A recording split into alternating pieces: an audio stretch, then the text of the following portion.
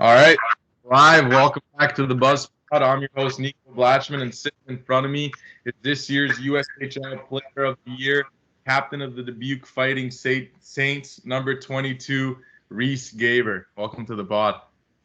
Yeah, thanks for having me, Nico. I appreciate it. You're from Gilbert Plains, Manitoba. You ended up playing the United States Hockey League, so you've got an interesting journey. I'm pretty sure over there in Manitoba, you're surrounded by Western Hockey League teams. But we'll get into that decision later. Talk about growing up in Manitoba. I'm guessing hockey's pretty big there and big part of your childhood, maybe. Yeah, it was definitely a big part of my childhood.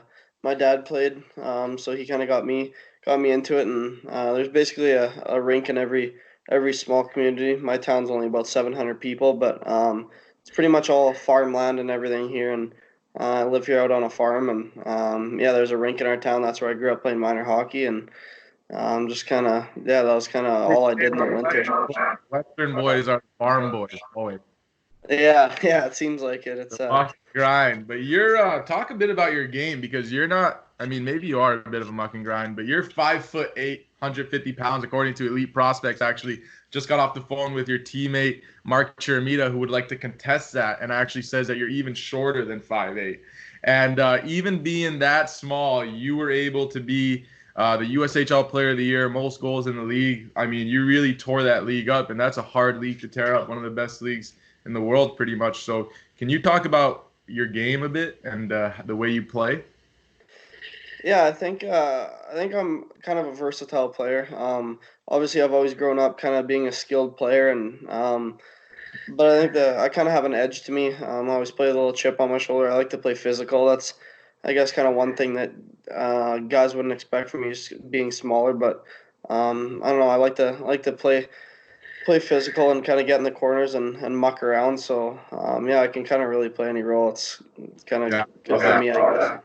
I think that's something that has to do with you being a Western boy growing up on the farm. Like you got all the skill clearly to light that league up, but then you also like to add that grit to your game, which I think is huge. But I think it's a big part of growing up in the Western part of Canada. But talk about growing up there. Like you played Bantam AAA for the Parkland Rangers, 32 games, 11 goals, 13 assists for 24 points.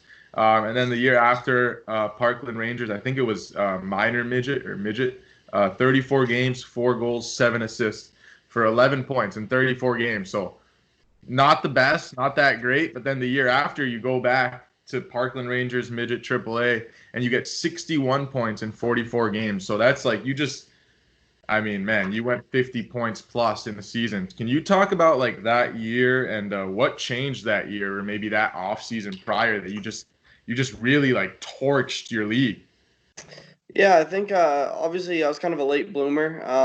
So that first year was my Bantam AAA year where I put up 24 points. That was actually my draft year to the Western League, and I was a really smaller guy, and so yeah, I didn't get drafted or anything, and didn't get much opportunity that season. We had a really stacked team. Then the next year, I barely made that midget team. Got scratched about 10 games that year, I think, and it was an up and down season. But then the next year we lost a lot of guys. We were also a really good team that year. So coming back the next year, I had a lot of opportunity, and I was kind of started off just hoping. I was aiming for about. I remember aiming for about 30 points that season because obviously 11 wasn't that great the season before. So I ended up kind of being one of the guys that we relied on, and just kind of took off and got my confidence back. And yeah, that's kind of where I kind of obviously was a late bloomer, but found my game again, I guess so to say.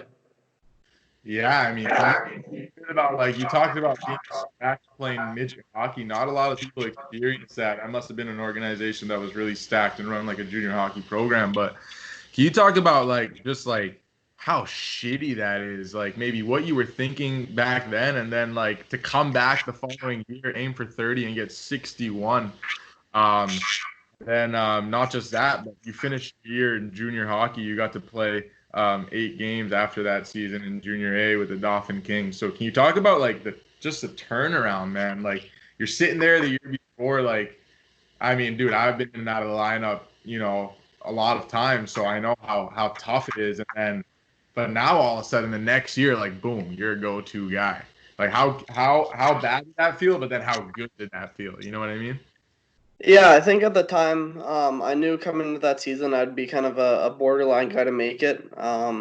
And I debated on going, even if I got cut, I was gonna go play high school hockey here, which isn't very good. But yeah, I was kind of planning for that, and ended up making the team, being one of the last guys, and made the decision to stay there and just kind of learn and grow through the experience. And I think if I look back, it's probably a good thing that at that point in my career is a time when I'm in and out of the lineup, not later on. So I guess it's something that it's good to learn when you're younger, just kind of how to go through that and to handle it professionally, I guess. So yeah, I think it was obviously tough and it sucks, but knowing I was kind of one of the youngest guys, and we had a bunch of top end guys. I think it's pretty important to go through that process.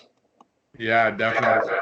Going through that at a young age, like that's a really young age to go through it. Not only that, but then you stayed there, went back to the same. You know, a lot of guys would have been like, like fuck this coach or whoever that was, or like, fuck this organization and just move on. But you stayed there, you held your ground, you went back next year, you lit it up. You finished your year playing Junior A for the Dauphin Kings. I don't know if you ever heard of Baron Thompson. He came on the pod a while ago. Yeah. He played a couple games he actually finished his season with the Dauphin Kings. He was an assistant captain there. Kind of lit that up. But can you talk about just like finishing your year, lighting it up with, like you talked about, doubling the points that you expected or wanted to get even, and then you finish your year Junior A. You play 8 games, 2 goals, 1 apple for 3 points. Talk about that whole experience, like your first taste of junior, and then what it did for you going into the next summer. Yeah, I think that was huge. So Gilbert Plains is like 15 minutes away from Dauphin. So I went to high school in Dauphin. It's kind of um, obviously sort of my hometown. So yeah, I grew up idolizing the Dauphin Kings my whole life. As a kid, I'd go to every single one of their games. As a kid, they were always a powerhouse every year. So my goal is to always kind of play for them, and they ended up drafting me my bantam year when I didn't get picked in the Western League. And yeah, I guess after having that good season, I remember the day I got called up and I was set to make my MJ debut in Dauphin. And yeah, I remember it clear as day. It was a pretty cool feeling just because that's the team I grew up idolizing and everything. So I got put in a really good position there. They weren't very good that year, but I came in right away and played with some top end guys on the team and made the kind of transition pretty easy, and it was good. Yeah, the following year you come back for 2016-17 for the Dauphin Kings. You played 42 games, had 13 goals and 19 assists for 32 points. You made the MJHL All Rookie Team. So that's a pretty nice first junior season. Not a lot of guys get a ton of opportunity their first junior season. You talked about how you did. Can you talk about, like, I mean, maybe you were just talking about before, like after your last year, but can you talk about your first junior year and just like going in there and really being a part of the team? Because clearly you were 10 points under a PPG. Did you miss a couple games that year because you only played 42, or is that the normal amount of games? Yeah, we actually played 60 in a season, and I think I missed 8 games, with like, or 8 or 12 games with like concussions, and then I missed, I think, 6 or 7 with whatever the remaining. I missed a few going to that play in the World Junior A Challenge with Team Canada West. So that was the reason for missing those games. But yeah, no, that was an awesome year. Obviously, it was kind of the start of my junior career, and we had a tough. We didn't have a really good team that year. So coming in young, I was kind of already one of the guys that we were going to be relied on for offense. So yeah, I think I had a pretty solid season, and that's kind of when things started picking up. For me, I had a chance to sign in the Western League. I actually got listed by the Wheat Kings there in Brandon, but decided not to sign. So yeah, I figured that's when I started talking to schools, and yeah, that was the kind of start of it. You talk about playing for Canada. I actually wanted to get into that because um, was that the same? Was that the year after? Was that rookie year that you talked about? Yeah, I played 2 years actually. Both my years in the MJ, I played for that team. So So can you talk about like that team? Like, what is that team? Like, what are the players that make up that team?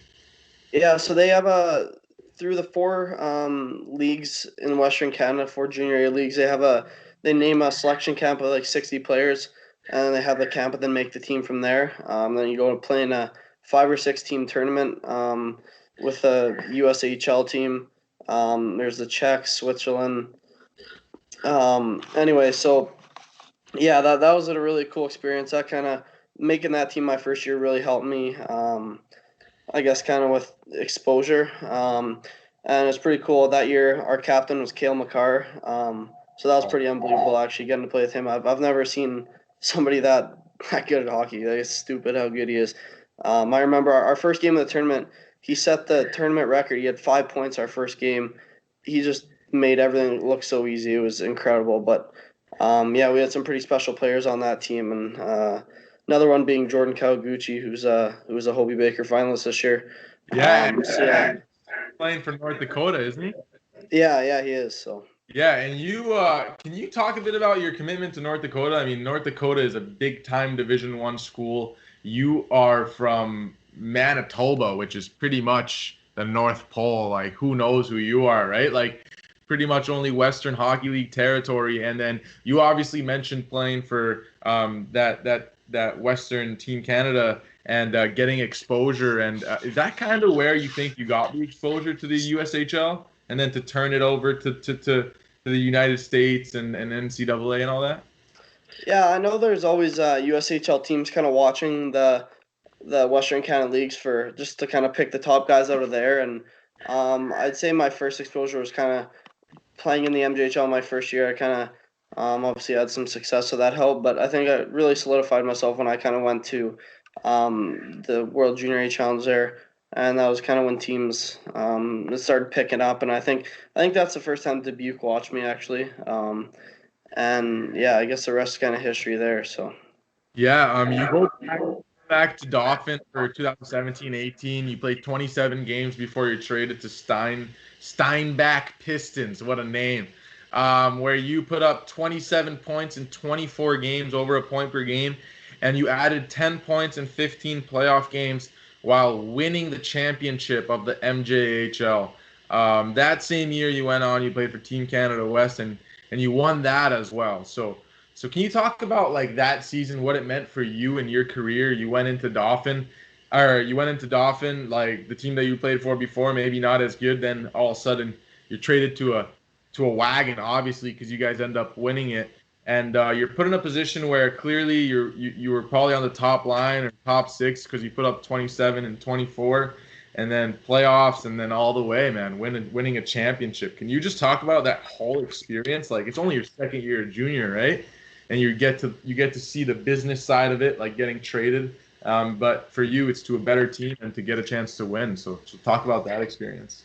Yeah, that season had a lot of ups and downs. So start off, went back to Dauphin, and we weren't very good again. And about it was a couple months into the season, and I didn't have an agent or anything at the time, but just talking to my parents and whatever, I kind of figured that I need to get out of there. So I actually talked to the coach and requested a trade to a contender.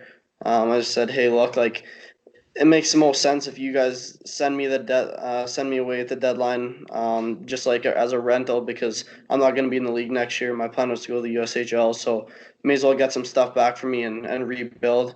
So I actually got traded to the best place possible. And yeah, they were a wagon that year. That was probably the best 5 months of my life. The group we had was extremely special, and that place is unbelievable. So I think it's definitely one of the top junior places in Western Canada in Steinbach there, and things went really well. Obviously, winning the MJ championship was incredible, and then we moved on to all the way to the RBC Cup, which is the National Junior A Championship. We fell short there, didn't have kind of the outcome we wanted, but looking back at it, it was a pretty incredible season. And then obviously getting to win a gold medal at the World Junior A Challenge was pretty special as well with a good group of guys there. Yeah, definitely. You get drafted after that season to the USHL third round, 40th overall, by Dubuque. So you make the jump to go to the USHL. You talked about how you were looking to do that. Um, And your first year in Dubuque, right away, you clearly have a big role. You put up 50 points, 22 goals, and 28 assists in 61 games. So that's bananas for that league alone, and for your first year in that league. I also noticed that you put up the most PIMs in your career by far, both your years in the USHL. So would you say that that just has to do with you being a smaller guy and you wanted to come into the USHL where nobody really knew you, and just kind of show that you're here to not only score goals and put points up, but I'll get in your face too, I'm small. You know what I mean? Like, can you just talk about that Right, whole experience, like going there, and you kind of change your game? I feel like, because dude, you never had PIMs earlier in your career, right? And right. then now you're putting up like 50 PIMs with your points. So can you just talk about that whole experience? Yeah, I think it's kind of funny that you brought up the PIMS there because it's something I've never really thought about, but you're completely right on that. And I think if you go back and look, nobody really knows what the MJHL is, and to be honest, it's kind of a crazy league. It's dirty and physical, and it's not a skilled player's game really. Yeah, up in here in Manitoba, it's kind of a lot of hicks and crazy, crazy guys out there. So, I guess for me, kind of running my mouth or anything in that league, I'd get the shit kicked out of me. So I couldn't really do much there. But I think once I got to the USHL, I feel like being kind of a guy from Manitoba and stuff, I'd get chirped out there a lot and stuff, and I don't really like to take any crap. And obviously, being a more skilled league, I was probably a bit more comfortable out there with not getting my ass kicked. So, yeah, I think definitely that kind of added a little bit of a kind of a fuck you to my game, and yeah, I think that's probably the reason for the PIMS. But obviously, it was something that I think the fans love too. Just seeing a smaller guy getting into it and getting scrums and stuff. I think you obviously know what that is. So yeah, Yeah. I think that's kind of the reason. Yeah, definitely. I love that, man. I've said it before many times on this pod, but my favorite thing ever is to see a guy that is a skill guy, a guy that is, counted upon to get points, just really in the moment, dropping his mitts and fighting, or just like giving it back to a tough guy or bigger guy than him. That's like my favorite thing ever. So that's I love to hear that stuff. You go back the next year to Dubuque, and I think you started as an assistant captain and then given a C, or you might have started as a captain, but you go back, you tear it up, over a point per game, 47 games, 55 points this season. USHL first All Star team, USHL Forward of the Year.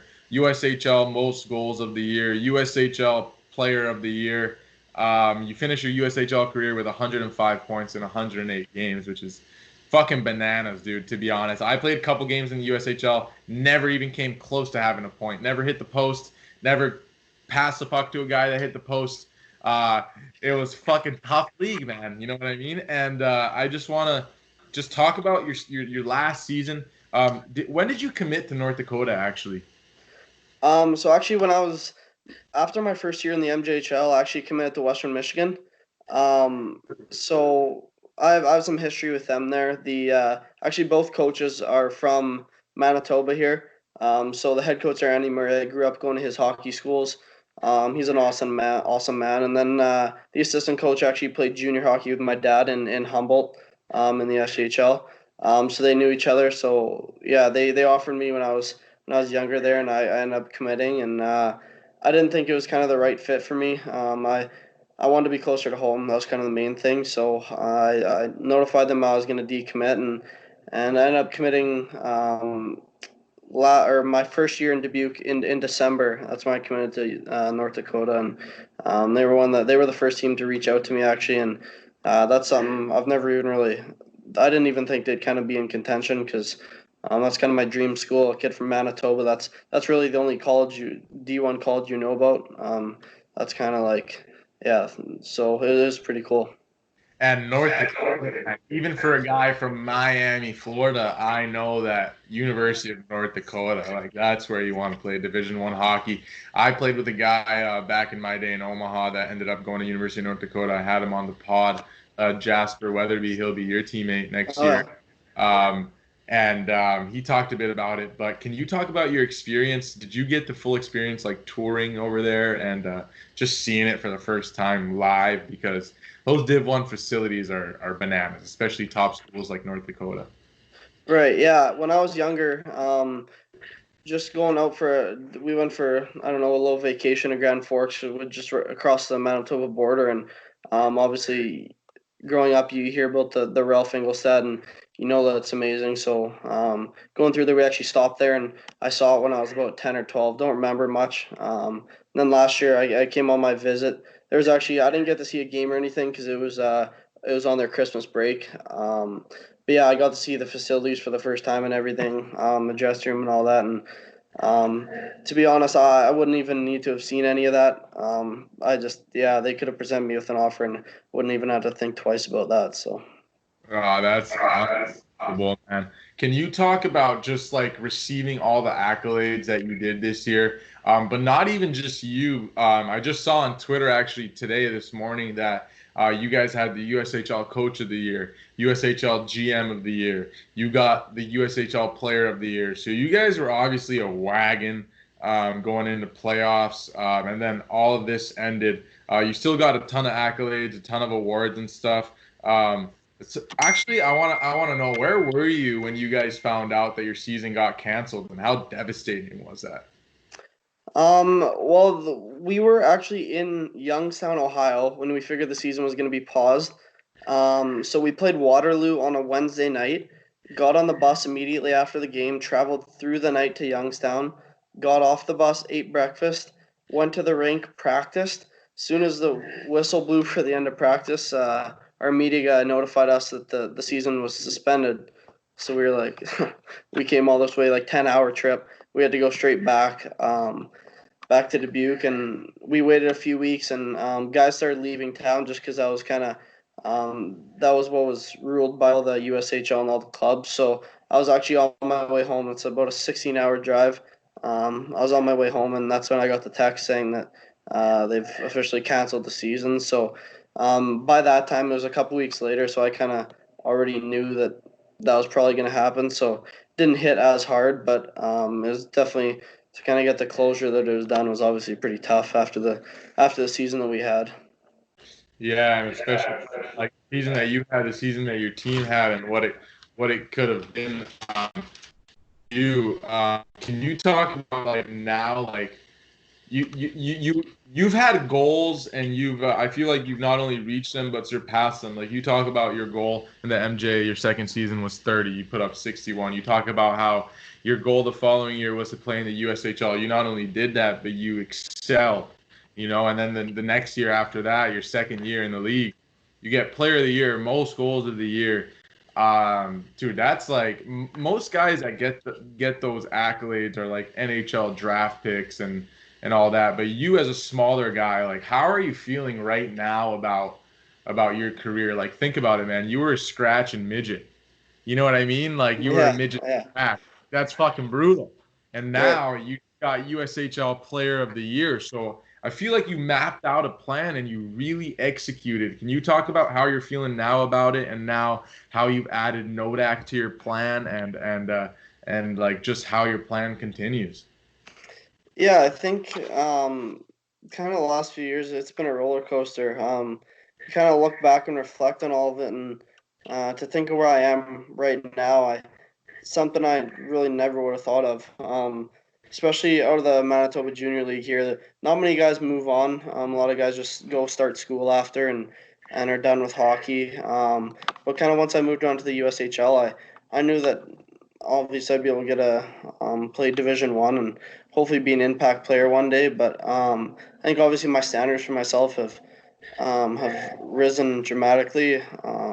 Obviously, I got passed over in the NHL draft both years, whatever, and I never thought I would get drafted. Obviously, I knew there was a chance I could last year, but yeah, I think overall, I never really.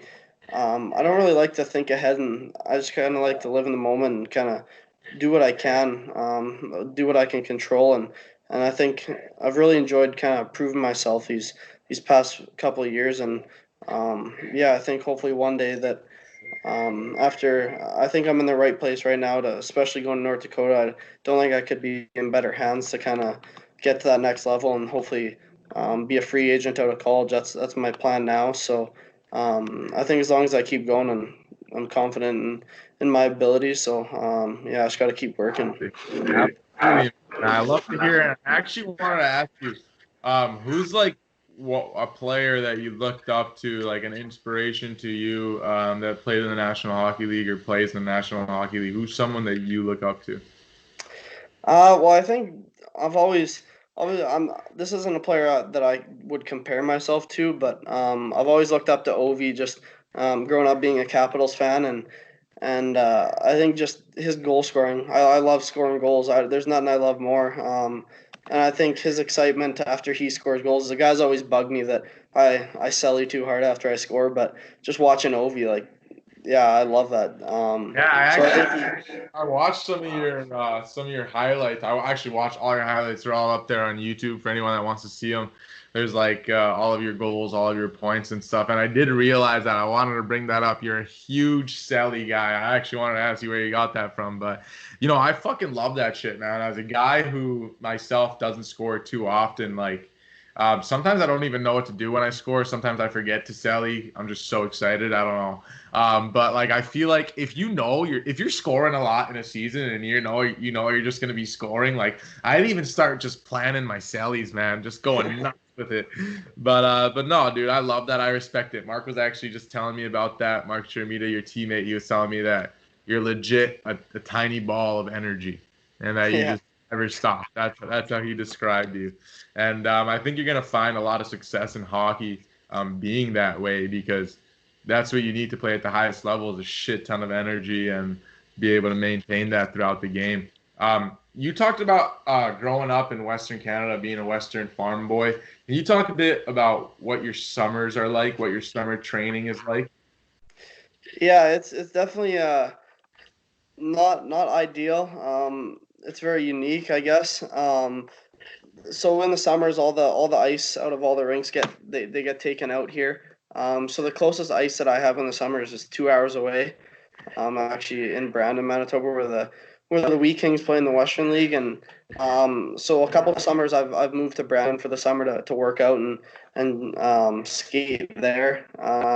But other years I've basically now I'm supposed to be going to North Dakota in the summers for July and August. So I also work full time in the summers at the golf course. Here we have a really nice golf course. So basically it's usually before last year I didn't really skate in the summers. I never Oh, have. So that's kind of something that the guys are always chirping me and giving me a hard time about. They're like, how the fuck do you not skate in the summer and you can just buzz around like that? And I don't know. It's just something I've always done, and I don't really have access to that, and it's tough because if I'm somewhere else skating where there's ice, I can't work, so it makes it difficult. But yeah, I kind of gotta just work with what I have and make the most of it. yeah, man. I hear that. I feel like that could be a giant reason to why you are having the success that you have. Like not only do you take a break from hockey every summer, but you humble yourself, man. You're working. Like I remember my first summer that I worked, I was like working as a waiter. And I went back to the season and I was like, holy fuck, like I would do anything to make this my job instead of being a fucking waiter. And Right. I feel like that just humbles you a lot, man. Even if no matter what it is, no matter what your job is, just working a job and thinking like there's people that are making money off hockey, like can't wait to go back to that type of thing. Do you think that had a bit of an effect on you? Yeah, I think for sure. Growing up, I've always been told like my parents have been big believers in not playing hockey all year round just because you get burnt out, and it does happen to a lot of kids. They lose interest, right? And they pack it in, and they just lose the desire for the game. And I think that's super important, even for younger kids now. Like you see guys, they're on the ice like more than 5 times a week in the summers every day with private skill coaches and all this, and I mean, there's nothing wrong with that, but I think in my personal preference, I think it's important to not get burnt out and kind of take a break and just refresh. And that's what I've always done, and it's worked for me. And obviously, it's different for different guys, but yeah, I think in the end, it's kind of just your preference. Yeah, yeah, definitely. I think everyone's got their own way. Whatever works for you, I mean, that's what you should go with. Can you run us through real quick a USHL game day for you? What was it like a home game in Dubuque? Maybe from like wake up to finish, just to give kids or people that haven't played in the league a perspective.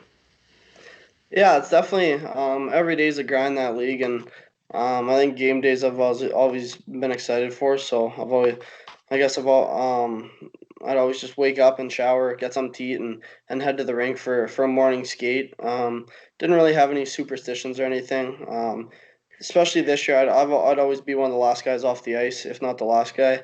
So I'd always shoot and work on my shot this year after morning skates. Then I'd go home and eat. I'd make eggs for myself, and then I'd try and nap as long as I can. I'd probably nap 3 hours if I could, 3.5 hours. And I'm a guy that likes to be early, so I always give myself lots of time to get to the rink. And as soon as I get to the rink, I kind of get dressed, tape my stick, and then just kind of piss around with the guys and buzz around. So yeah, I just leave myself. I kind of like to stay loose, so yeah, that's Yeah, kind yeah. of. That's what I figured about Mark was giving me that vibe a bit, like when you talked about how you're a little ball of energy. I wanted to ask that if you like to stay loose before the game or stay serious. I know a bunch of guys are different. I feel like having a loose guy in the room is very important, especially if he's your top goal scorer. So can you talk about like your role in that room? And now you've played junior for like this is like your fourth season of junior, your second year in the league. Can you talk about how now you've realized that like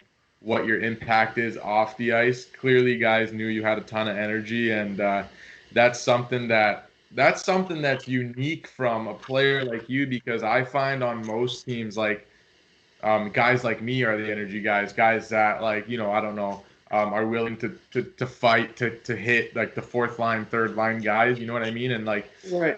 you brought a lot of energy as a veteran guy to the room and to the team. Can you talk about your role? Did you do that purposely, obviously, or is that something that you just got yourself fired up for? Yeah, I think it's just kind of my personality. Especially before games, playing sewer and everything. I'm always, kind of always around the rink. I'm always loud and yelling and just kind of bugging guys and whatever, jumping off walls and yeah, it's just kind of in my nature. I don't know. I just like to stay loose and yeah, I think right before the game, obviously, kind of like to dial in a bit, but yeah, I think kind of just staying loose and it's kind of always what I've done. So. And it works, baby. I love that. My favorite question of the pod. This is the last question. This is how we finish it off. Can you give me, out of your 4 years, your best PG-13 junior hockey story? Yeah, I've had been asked this question a lot. I think obviously there's a lot to pinpoint, especially in the MJHL things. You can imagine things get pretty I wild and I played junior A, and not only that, I played junior A in one of those leagues that gets fed the Q guys, So I right. know how that is, where you guys are getting fed the dub guys all the time. I can't even imagine. Yeah, yeah. There's some wild stories. But I think probably my favorite story is probably after our Anavet Cup. It's after we win the MJHL championship with Steinbach. Then we had the Anavet Cup, which is a series between the champion of Saskatchewan to get to the RBC Cup, which is a national championship. And I think after we won the Anavet there in Steinbach, we had a pretty good rager that day. We had a big we had a big team kind of I don't know what you call it, just a little banquet for everyone, a celebration that night. The tab was on our owner. So I think we were told to come to the banquet pretty sober and whatnot, and we ended up playing beer darts all afternoon, and that kind of got out of hand. So I think kind of I won't get into too much detail, but I think yeah, that day was probably one of my better memories of uh, of Yeah, my I junior could days. So I think. imagine showing up to the banquet. Boy, showing up to the banquet. That must have been a fucking great look over there. Yeah, yeah, no, it was a good time, but I think especially after a time like that, I think you gotta go harder or go home. So Absolutely. I agree with you, man. Well, dude, honestly, what a pod, man. USHL Forward of the Year comes on the Buzz Pod for the YouTube series. Reese Gaber, man, thanks a lot for coming on. Seriously, that was unreal. Yeah, no, thank you. I appreciate you having me, and I've heard a lot from Mark and on the buzz, so I'm glad to be a part of it now. Fucking right. Hey,